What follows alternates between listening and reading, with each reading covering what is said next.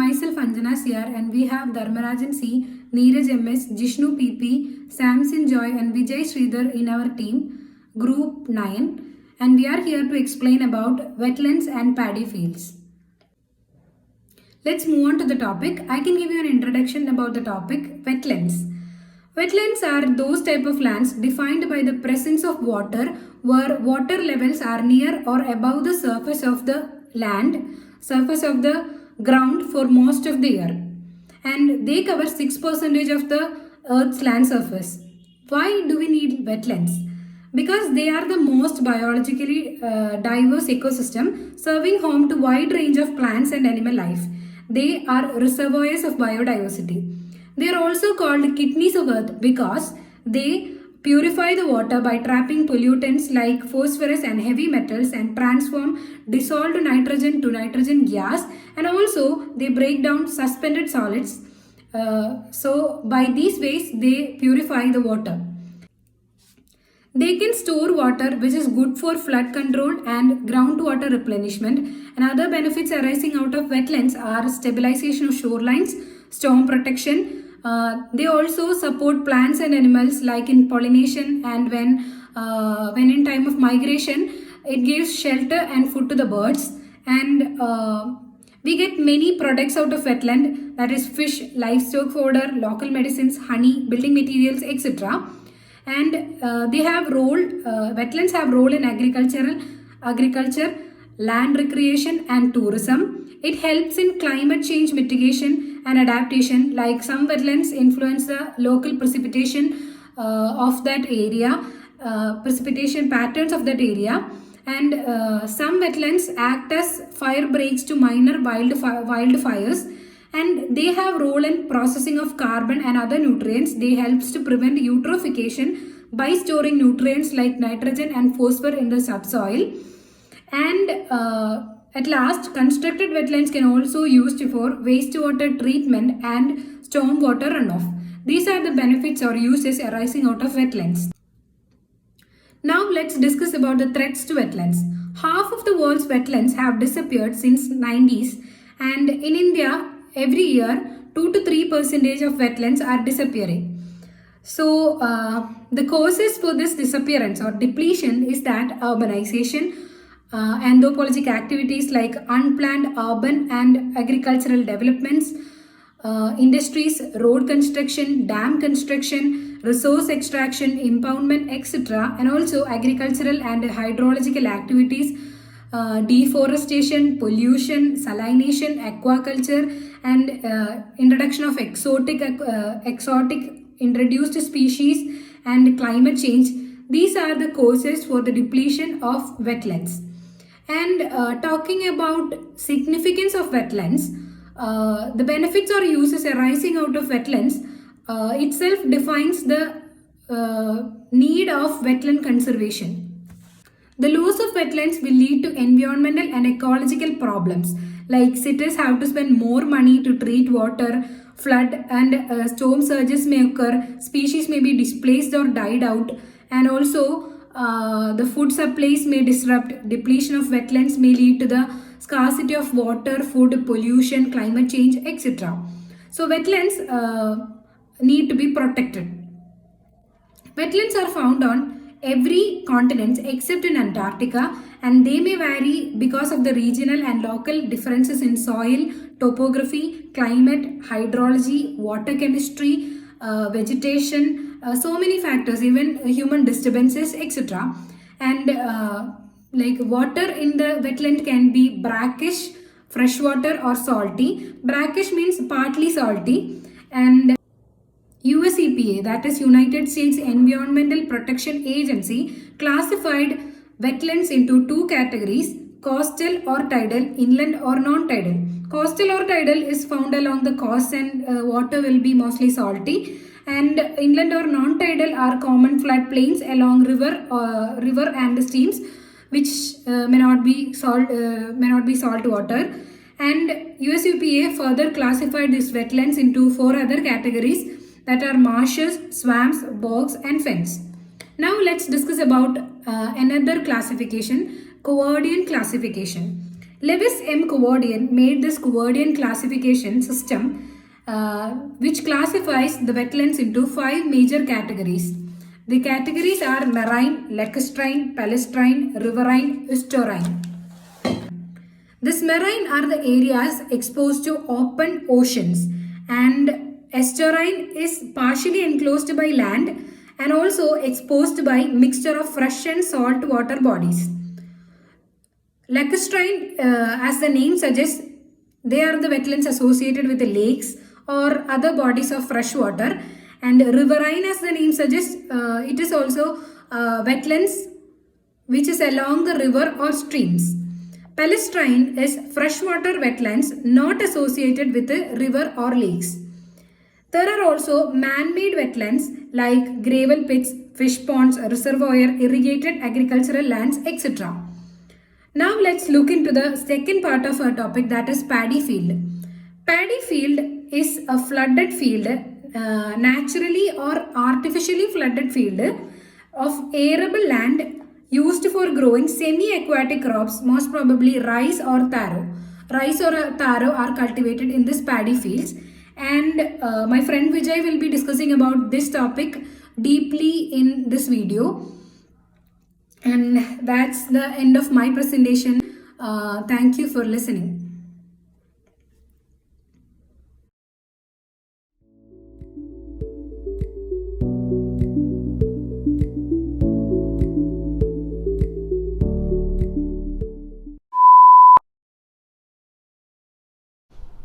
I am Dharmarajan, roll number 29 or batch number 9. My portion is interpretations on wetlands and paddy fields. I am going to explain so many definitions regarding wetlands and paddy fields. The first definition is given by United States Environmental and Protection Agency. According to this agency,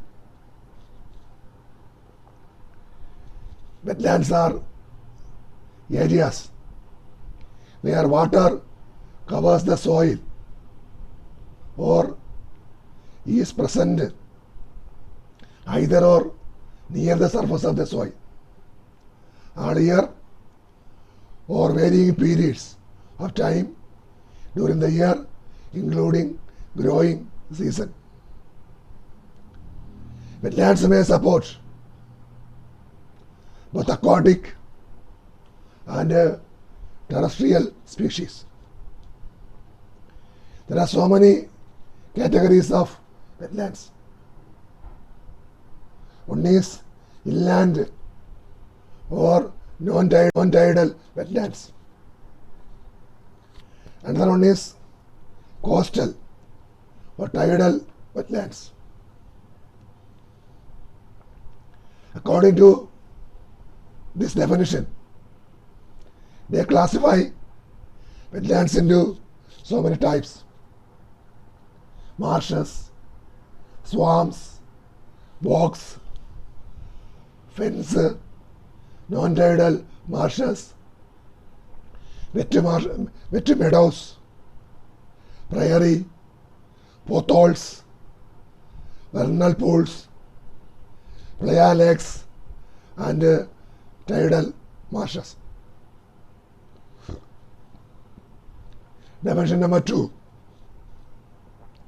This is given by National Geographic Society. According to this society, wetland is an area of land that is either covered by water or saturated with water. Wetlands are transition zones.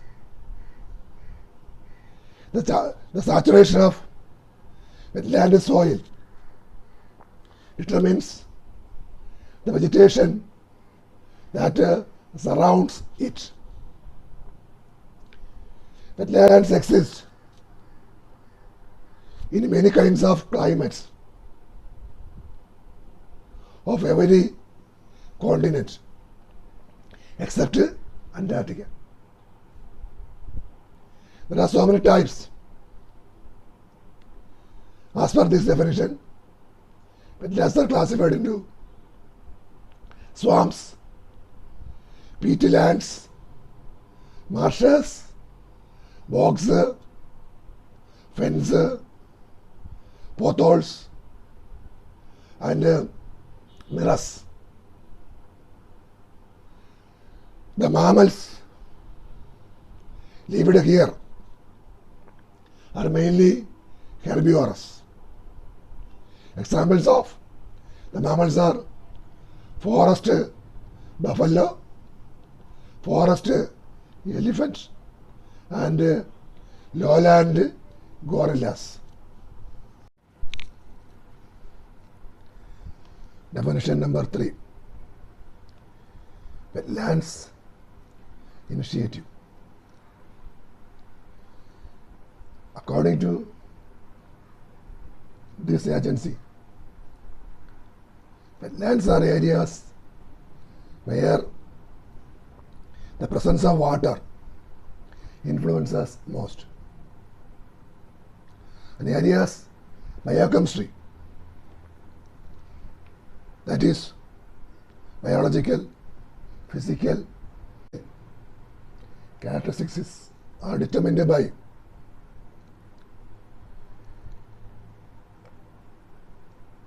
a place called wetlands. There are so many types of wetlands according to Wetland Initiative. Marshes. These are two types: emergent marsh and hemi marsh. Another one is sedge meadows, wet prairie, fen, seeps, and bogs. This is definition number 3. And there is definition number 4. This is a world famous convention known as Ramsar Convention. Ramsar is a place, a city situated in Iran. So it got its name Ramsar Convention. In this convention, many countries were participated. According to Ramsar Convention, wetlands are defined as areas of marshes, fen, peatland, or water, whether natural or artificial, permanent or temporary, with the water. The water may be static or flowing.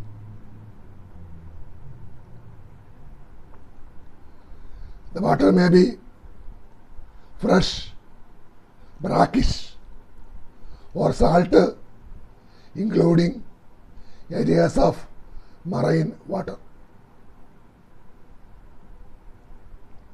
in which the low tide in marine water, the low tide does not exceed 6 meters high. There are so many types: marine, estuarine, lacustrine, estuarine, and riverine, palm strine, and man-made equestrian, etc. The man-made are shrimp ponds, farm ponds, salt pans, reservoirs, and gravel pits. Next definition is Merriam-Webster.com. According to this, land or areas that are covered often or intermittently with the shallow water or have soil saturated with moisture is known as wetlands. Definition number 6.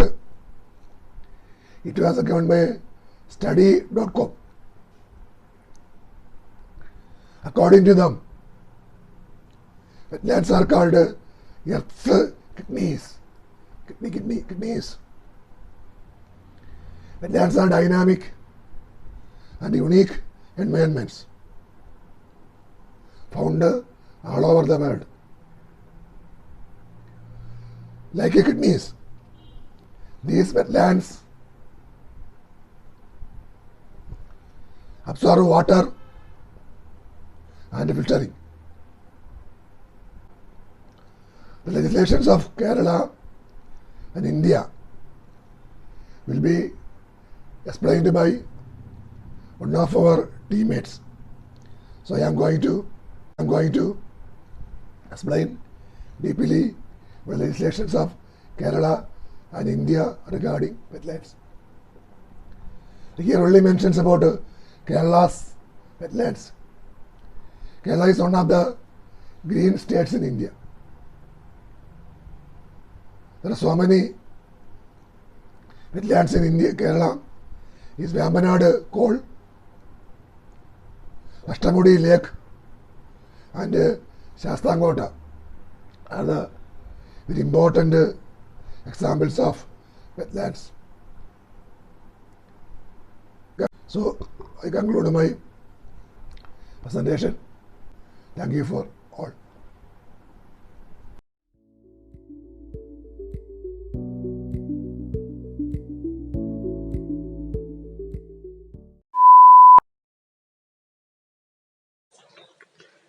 So what is Ramsar Convention? We have to see. The Ramsar Convention is an international treaty for the conservation and sustainable use of wetlands. It is also known as the Convention on Wetlands. It is named after the city of Ramsar in Iran, where the convention was signed in 1971. It is an intergovernmental treaty that provides the framework for national action and international cooperation for the conservation and wise use of wetlands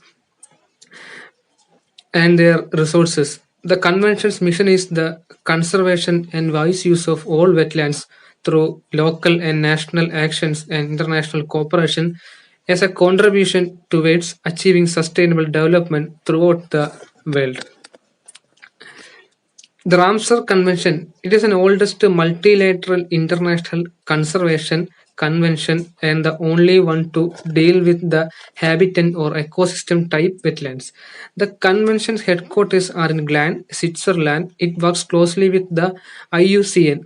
The convention was held in the city of Ramsar, Iran in February 1971. Was originally contracted by 7 countries when it came into force on 21st December 1975. As of October 2019, there are 171 contracting parties and over 2,000 designated sites covering over 200 crore hectares. Every contracting country has at least one Ramsar site, and 31 of the contracting countries have only one Ramsar site. To become a Ramsar site, a site must be nominated by a contracting country, meet at least one of 9 criteria, and undergo scientific review. Ramsar sites. The countries with most sites are in the United Kingdom with 175 and Mexico with 142. And the country with the largest area of listed wetlands is Bolivia with the 148,000 square kilometers. On 8th May 1974, Australia designated Cobar Peninsula in the Northern Territory is the world's first wetland of international importance under the Ramsar Convention. The world's largest protected wetland is located in the South American country of Bolivia, the site known as Llanos de Moxos. At more than 17 million acres, the wetland is roughly equal in the size to the US state of North Dakota. As of December 2020, there are 42 recognized Ramsar sites in India. The Sundarban wetland it is the largest Ramsar site in India. Ramsar sites in Kerala, namely Shastangota, Ashtamudi, and Vembanattu Kol. It is the only three Ramsar sites in Kerala. The three plans were approved for implementation by the state government last year. Shastangota Lake it is the largest freshwater lake in Kerala state in the southwest of the country and spring-fed and the source of drinking water for 500,000 people in the Kollam district. Some 27 freshwater fish species are present in this area. Ashtamudi wetland is an extensive Eurostrine system and the second largest in Kerala state, which is of extraordinary importance for its hydrological functions, its biodiversity, and its support for fish. The site supports a number of mangrove species as well as over 40 associated plant species and 51 species of birds have been observed, including 6 Tarate migratory. And the Vembanattu Kol wetland, and it is the largest brackish humid tropical wetland ecosystem on the southwest coast of India, fed by 10 rivers and typical of large estuarine systems on western coast, renowned for its clams and supporting the third largest waterfowl population in India during the winter months. Over 19 species of resident birds and 15 species of migratory birds are found in the Kol area. The Ramsar Convention works closely with 6 other organizations known as international organization partners. These are BirdLife International, International Union for Conservation of Nature, International Water Management Institute, Wetlands International, WWF International, and last one Wildfowl and Wetlands Trust. These organizations will support the work of the convention by providing expert technical advice, helping implement field studies, and providing financial support. The World Wetlands Day. It is celebrated on the second day of February every year, marking the convenience adoption on 2nd February 1971. Established to raise awareness about the value of wetlands for humanity and the planet. WWD was celebrated for the first time in 1997 and has grown remarkably since then. This day serves to recognize the influence and positive protection that wetlands have had on world and in terms brings communities together for the benefit of Mother Nature. And this day also raises global awareness because wetlands play a significant role not only in people but in the planet. Community protectors and the environmental enthusiasts all come together on this day to celebrate their love for nature through celebration, which recognizes what wetlands have done for not only us humans but all sorts of organisms in this world. The theme for World Wetland Day 2021 is Wetlands and Water. It emphasizes the importance of wetlands as a source of fresh water and encourages action to restore them and stop their loss. Over time, human construction has led to various ecological problems affecting wetlands. Overpopulation and construction has led to a decrease in environmental conservation and in total has brought upon issues to these lands. Many wetlands are being lost and ecologists claim that humans should recognize this dilemma before the loss of a natural filter and conserver of the world. Therefore, we must protect our environment and Ramsar site not only for ourselves but for all living things in this world. Thank you.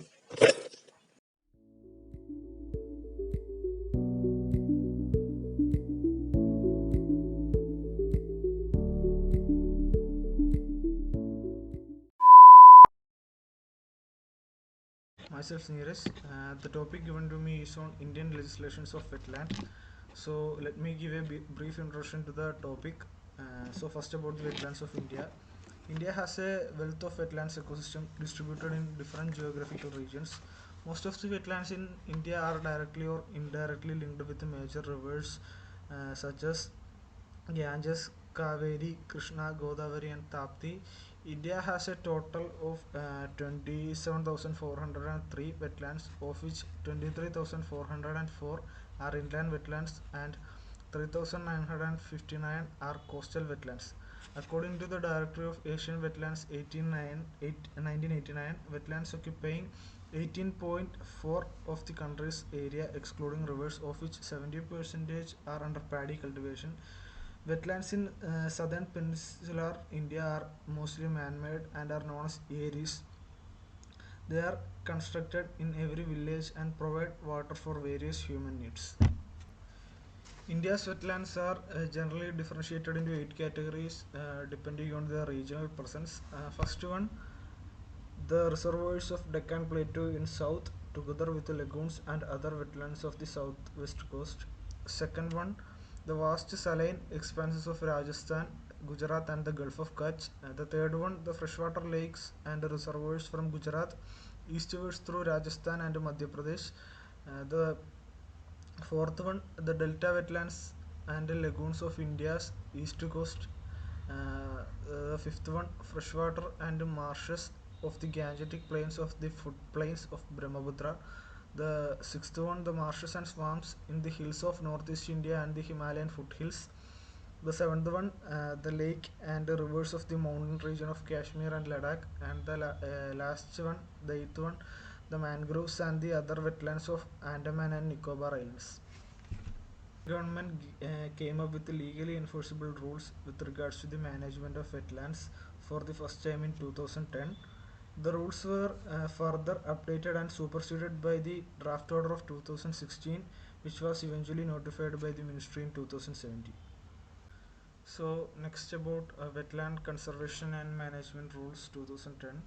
In 2008, the Ministry of Environment and Forest issued a draft regulatory framework for wetland conservation under the provisions of Environment Protection Act 1986. The draft 2008 regulatory framework for wetland conservation was put out for comments and suggestions, and many organizations made suggestions. In May 2010, another draft of regulatory framework was put out for more suggestions and comments, which included the draft rules 2009.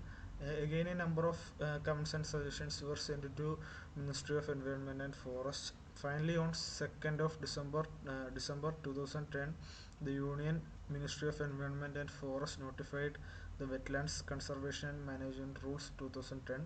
Thus, these rules become a law.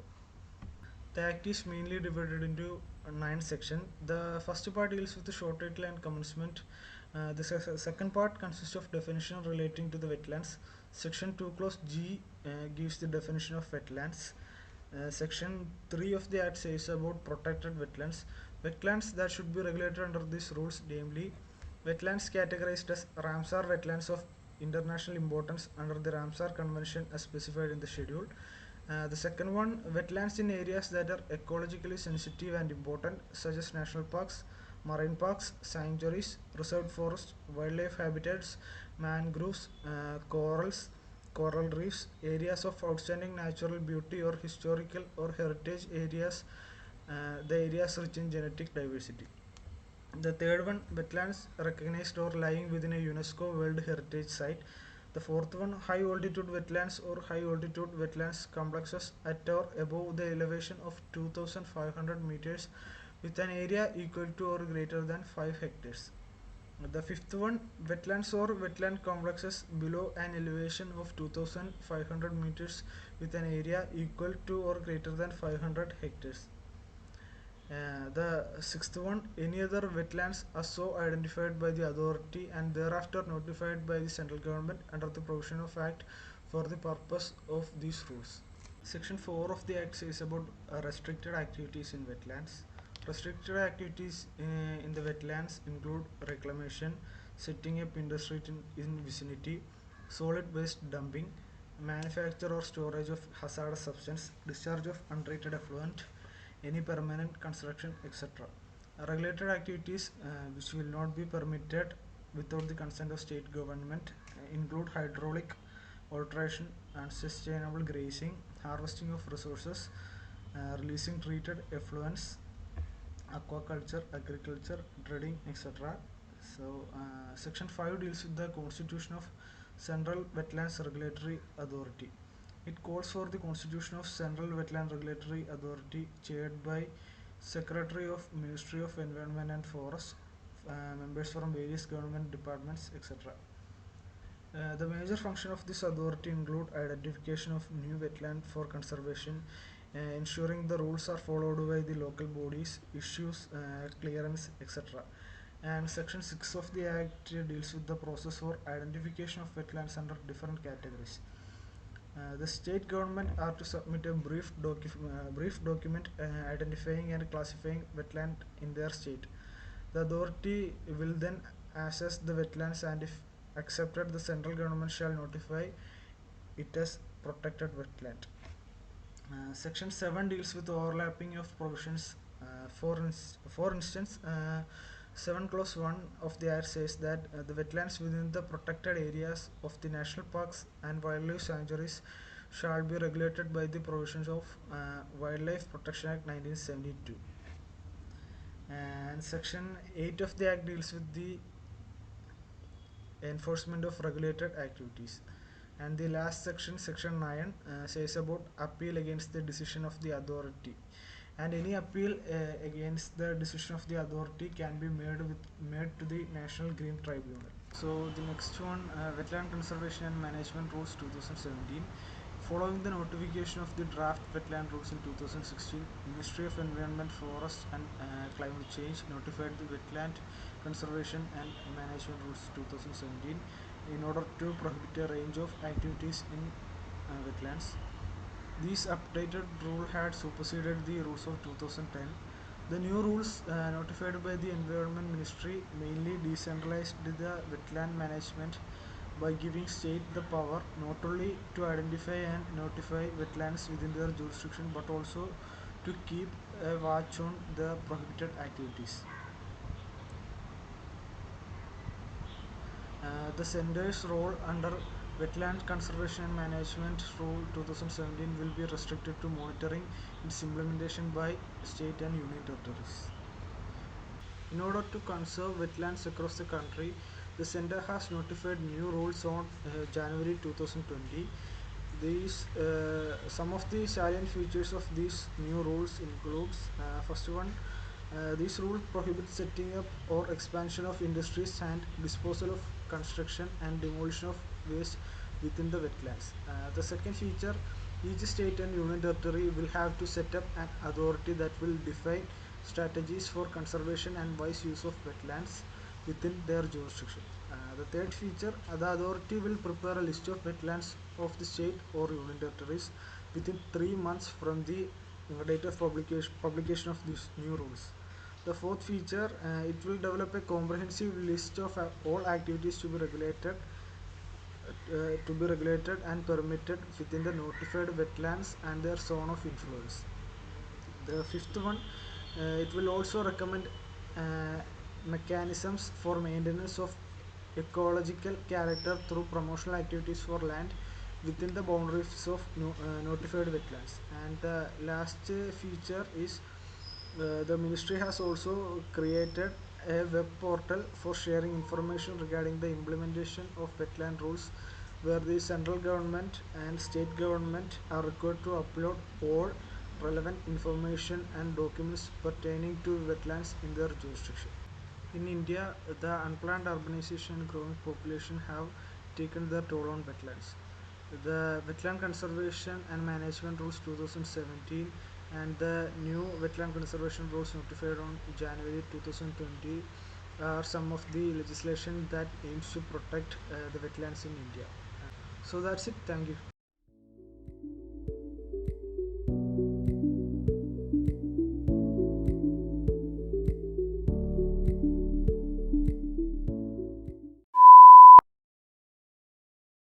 My name is Samson Joy. My topic is Kerala laws relating to wetland and paddy field. There are about 217 wetlands in Kerala, and it accounts for as much as 1/5 of land area of the state. Kerala contains a few wetland of international and national importance. These include Vembanad, Ashtamudi, Shastramkota lakes, which are also designated as a Ramsar site of Kerala. In terms of agriculture, 40% of Kerala land is using for agriculture purpose. Wetland and paddy field directly or indirectly support thousands of people, providing goods and service to them. However, urbanization, developmental activities, and mushrooming of residential complexes have fragmented the contiguity of the wetland and destroyed its vegetation.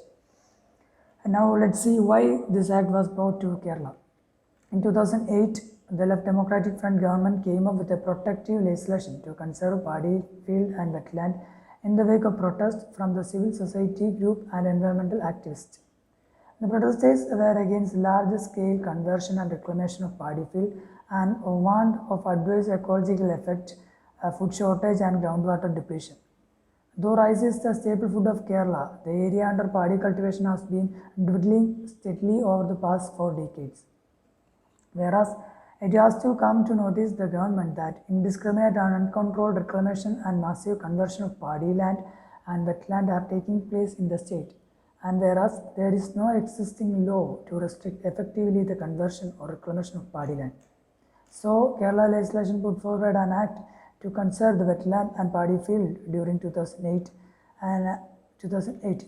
Now let's move on to the act, the Kerala Conservation of Paddy Land and Wetland Act 2008. The Kerala Conservation of Paddy Land and Wetland Act passed in 2008. Initially, the act was passed to conserve the protect paddy field and wetland in the state. The act contained 30 sections. Totally, the act contained 13 sections. The important sections are section 2. Section 2 deals with the definition part. In this part, the act defines wetland as a land lying between terrestrial and aquatic system, where water table is usually at or near the surface or which is covered by shallow water or characterized by the presence of sluggishly moving or standing water saturating the soil with water and include backwater estuary, fens, lagoons, mangroves, marshes, salt marsh and swamp forest, but the important thing is it does not include paddy lands and rivers.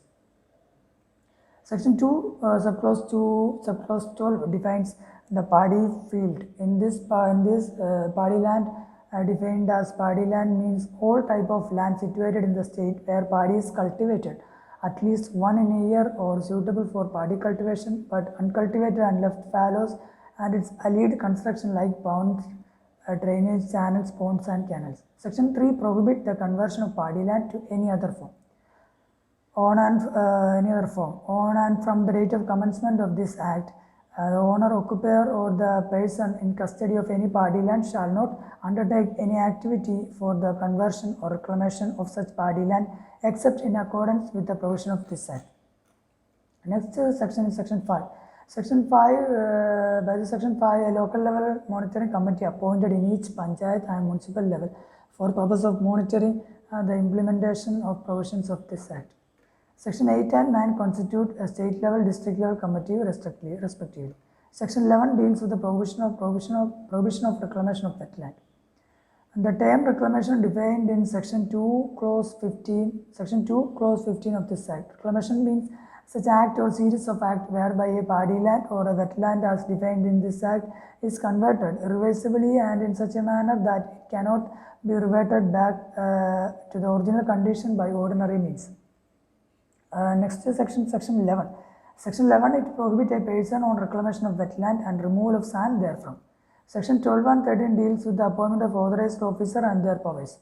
By this section, an authorized officer can enter any premises, seize any vessel, vehicle that to be used in contravention of the provision of this act and stop any act in contravention of section 3 or section 11.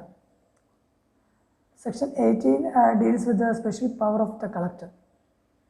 Section 23 is the most important section of this act, that is penalty. Any person who in violation of the provision of this act convert or reclaims any party land or wetland notified under subsection 4 of section 5 shall on conviction be punishable with imprisonment for a term which may extend to 2 years but shall not less than 6 months, and with a fine which may extend to 1 lakh rupees but shall not be less than 50,000 rupees. This act, the act also prohibits leaving rice field fallow or using them for other purpose without the permission of district level or state level monitoring committee. These are the main provisions of this act. Now let us see what are the shortcomings of this act. Act says it is difficult to prove whether reclamation was done before or after 2008 in the absence of published data on the status of land.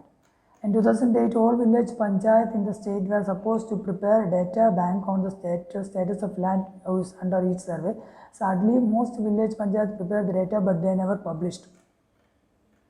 After that, the government evaluated all the problem, and the government has brought an amendment to the Kerala Conservation of Paddy Land and Wetland Act 2008. The amendment was the Kerala Conservation of Paddy Land and Wetland Amendment Act 2011. This act entered into force on 12 August 2011, and this act amends the Kerala Conservation of Paddy Land and Wetland Act 2008 by making changes in section 12, 13, 19 that provide for the appointment of authorized officer and their powers, power of district officer and power of entry and seizure. As per section 12 of the Kerala Conservation of Paddy Land and Wetland Act 2018, it has been authorized to appoint an officer of Revenue Department not below the rank of Revenue Divisional Officer as authorized officer. It is the said authorized officer to inspect whether any provision of this act has been violated, and also to take initial step to seize and confiscate any vehicle or instrument used or intended to be used. The power to enter any premises and to inspect for the said purpose is also with such officer. As per section 13 of this act, the collector is empowered only to take appropriate steps to restore to the original position of any party land reclaimed. The government have decided to give this power in the matter of reclamation of wetland also. The government considered that the said amendments are necessary to implement the provision of act more effectively. In February 2012, during the secret cabinet meeting, the UDF government tried to amend the act in order to dilute it and allow fallow paddy land for industrial purpose. The move was later dropped when the minutes of the meeting were leaked, and the government had to face the ire of environmental activists. In the Kerala Financial Bill 2015, state that paddy field and wetland reclaimed before 2008 can be regularized after securing 25% of fair value of land from the owners. It was tabled in the Assembly of July 27, 2015. The bill presented by the State Financial Minister K. M. Mani was passed without voting since the opposition members staged a walkout even before it was tabled. After all, the last amendment was in 2018. In that amendment, Act described a new category of land different from the paddy land and wetland called unnotified land. It is defined as land within the jurisdiction of a local level committee which has been included as paddy land, wetland in the basic tax register maintained in the village office but are not notified as paddy land or wetland under the Act 2008. Also, according to the Amendment Act, no permission is required at all in the case of construction of a residential building with a maximum area of 120 square meter, situated maximum extent of 10% of land. For a commercial building, have a maximum area of 40 square meter, situated in maximum extent of 5% of land. Moreover, the new Act allows conversion of public purpose but modify the definition of public purpose to include the other scheme and project as may be specified by the government from time to time. This is the current status of this law through these amendments, the government aimed to regulate the conversion and development of paddy field and protect wetland areas in order to promote agricultural growth, ensure food security and sustain the ecological system in the state of Kerala. Thank you.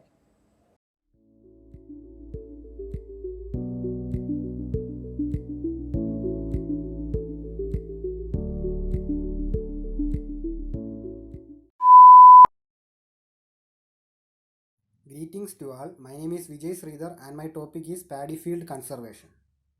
Paddy fields are a vital part of Kerala's environment and ecological system. They provide natural drainage paths for floodwater, conserve groundwater, and are crucial for the preservation of a rich variety of flora and fauna. In several regions of Kerala, paddy cultivation is carried out in a manner that enriches the specific geographical and ecological features of these regions. For instance, the Kaipad fields in Katamballi in Kannur, paddy has been traditionally cultivated in fields filled with saline water. In Pokkali fields in Kochi, farmers alternate the cultivation of prawn with paddy cultivation. Other such examples include coal fields in Thrissur and Ponnani, as well as paddy fields in Meppayar in Kozhikode and Kabani in Wayanad. Rice is the staple food of people of Kerala, and traditionally the cultivation of rice has occupied pride place in the agrarian economy of the state. The lush green paddy fields is one of the most captivating features of Kerala's landscapes. The area under paddy cultivation increased substantially during the first 15 years after the state's formation, from 7,60,000 hectares in 1956 to 8,80,000 hectares in 1971. In 1966, rice accounted for the highest share of gross cropped area in Kerala. There was, however, a steady decline in the area under rice cultivation from the 1980s onwards. Today, rice occupies only the third position among Kerala's agricultural crops with respect to area under cultivation, and it is far behind coconut and rubber. Food grains produced in the state account for only 15% of the total consumption of food grains.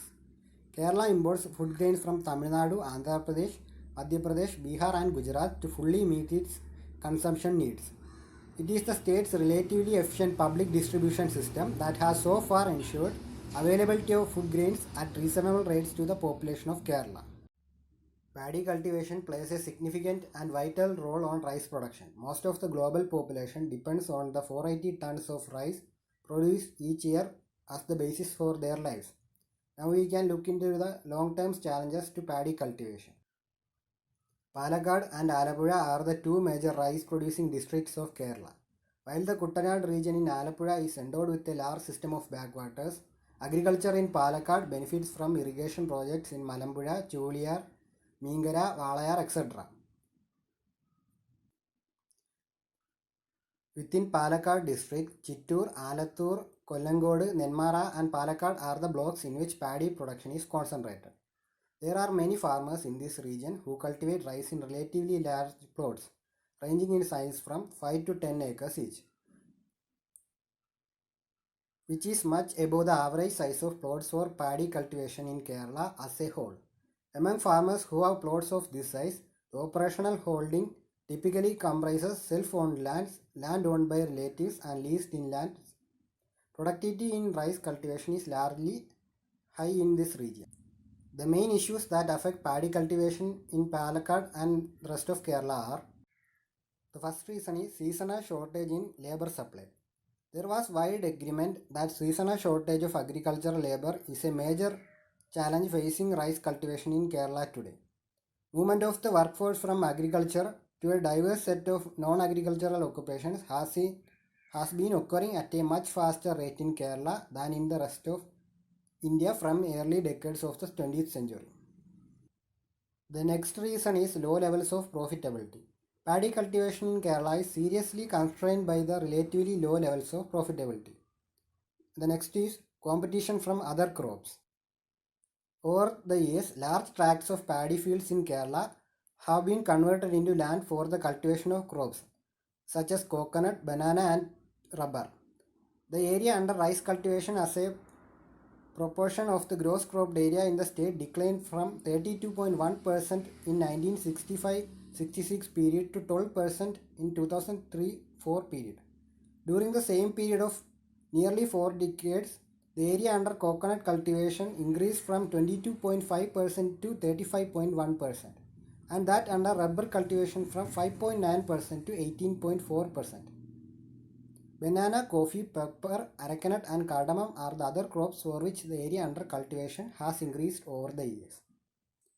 The next reason is considering land as a speculative asset. The conversion of paddy fields into residential and commercial plots have been going on a rapid pace in Kerala since the 1980s. The high density of population, inflow of remittance incomes from migrant workers and the fast growth of service sector have created a high demand for land in the state. Land prices have gone up and land has become a speculative asset. Currently, paddy cultivation depends greatly on government policies, and policies on prices and procurement plays an important role. Paddy needs to be procured from farmers at reasonably high prices if paddy cultivation has to be a profitable activity. Minimum support prices announced by the government greatly influence the rate at which farmers are able to sell their crops. While the central government announces MSP for various crops, state government can decide to procure a crop at a price higher than that announced by the central government. The minimum support price for paddy in Kerala has been higher than the MSP announced by the central government. State government policies related to procurement of paddy have been impressive too. In the first half of the 2000s, primary cooperative societies had been procuring paddy from farmers in Kerala. But since these societies did not have adequate organizational or financial capabilities for procurement, they incurred losses. Given the absence of effective procurement by the government or its agencies, paddy farmers were at the mercy of private dealers, mainly a small group of modern rice mill owners in Ernakulam district. It was under these circumstances that the state government in 2005 entrusted the Kerala State Civil Supplies Corporation Limited. It is popularly known as Supplyco. It has the responsibility of procuring paddy from the farmers. The farmers in Kerala, mainly in the major rice producing regions of Palakkad, agrees that they have benefited greatly from the procurement of paddy by Supplyco. After every agricultural season, the farmers deposit the harvested crop with the procuring agents recognized by Supplyco. Based on the receipt of paddy issued by the agents, Supplyco transfers money to the farmer's bank account. Public sector banks provide loans to farmers based on deposit made by Supplyco or its agents. The support from local institutions is also a big factor. Kerala has built a strong set of democratic institutions at the local level, and they have been a pillar of support for rice farmers in the state. During the late 1980s, the state government initiated a program of group farming for paddy cultivation. The initiatives like Padashekara Samdis are notable. It is a collection of paddy farmers. It represents an institution that began as a part of this group farming effort. In Palakkad, farming is rice growing villages are organized in Padashekara Samidis. This effort has produced great results. Panchayats are also purchasing combined harvesters, paddy transplanters, weed cutters, bush cutters, rotators, cultivators, insecticide sprayers, etc. and they are helping the farming community. The Krishi Bhavans also organize training camps with a view to form തൊഴിൽ Senas. This move is to address the acute shortage of workers who are training in the use of agricultural machinery. This move is to address the shortage of workers who has trained in the use of agricultural machinery. 5 to 7 days of training are provided to persons who volunteer to join the തൊഴിൽ Sena. തൊഴിൽ Sena members are given free uniforms, identity cards, insurance protection, and a stipend of rupees 160 to 200 per day during the training period. After training, they form groups that provide agricultural labor services. In Palakkad alone, more than 70 panchayats have so far formed such തൊഴിൽ Senas. The state government has also launched a scheme to bring fallow land under paddy cultivation in 70 to 80 selected panchayats that fall within the major rice producing regions of Kerala. Krishi Bhavans coordinate this program with assistance from തൊഴിൽ Senas in villages or the Kudumbashree units. Reports of successful conversion of fallow lands into paddy field have come in from different parts of Kerala. This program can help to vastly expand the area under paddy field cultivation in the state. There have been commendable initiatives in Kerala to expand paddy production, but given the huge challenges facing rice cultivation in the state, it is still too early to say whether these initiatives will be able to meet all their objectives. The key areas that has to be given attention are, most importantly, the enormous possibilities with respect to use of technology in paddy cultivation in Kerala should be fully explored. Mechanization of agricultural operations is still at an infant stage in the state. Availability of agricultural machinery at affordable prices to farmers and availability of personnel who are sufficiently trained in the use of such machinery are two major hurdles. Most agricultural machines now available in Kerala are imported, and farmers complain that these machines do not always suit the soil conditions in the state. Farmers prefer seeds produced in Kerala instead of seeds produced elsewhere, as local seeds they believe suit local conditions and ensure higher yields. However, seed varieties of high quality are in short supply in Kerala. There is much that the state and central governments can do. Local manufacturers of agricultural machinery need to be encouraged. Kerala produces several indigenous varieties of rice, including scented rice varieties such as Jeeragashala and Gandhagashala, and the medicinally important Nyavara variety. New efforts in agricultural and biotechnological research can help in the production of high quality seeds for the Kerala farmer. Experts in Kerala agriculture have stressed the need for better irrigation and water management systems in the state. The agricultural extension network in Kerala needs to be strengthened. The Mahatma Gandhi National Rural Employment Guarantee Scheme can be better utilized for resolving the labor shortage in agriculture. Rice cultivation can be effectively combined with other occupations such as fish culture and livestock rearing. There are also vast possibilities in Kerala for rice cultivation and the tourism sector enriching each other. The joint liability groups of Kudumbashree for rice cultivation is a model that can be considered. It is a recent development and a flagship effort of Kudumbashree. These joint liability groups can function as self-employing enterprises. The joint liability groups, with the support of initial investment from Kudumbashree, can start their own enterprise and hence become economically independent. These efforts have given rise to many initiatives from the women themselves, like pickling making, rice flour and snacks making, spices, powders, soaps, candles, local produce, cafes, canteen, etc. Also group farming. Collective farming is gaining popularity these days, especially since many landowners have abandoned agriculture and the land lays fallow. This is an excellent opportunity for the women groups to take the land on lease and practice agriculture. Since this opportunity provides employment and sustenance, many women farming groups are ready to take it up. Kudumbashree has 14 district missions, out of which Palakkad district mission is encouraging rice cultivation and branding of produce under the name Annam. Kudumbashree from 2002 onwards have targeted agriculture sector as a potential source of livelihood for women. According to sources available on the Kudumbashree website, the main objectives behind the idea of collective farming was to bring back fallow land on cultivation and give women opportunities in agriculture.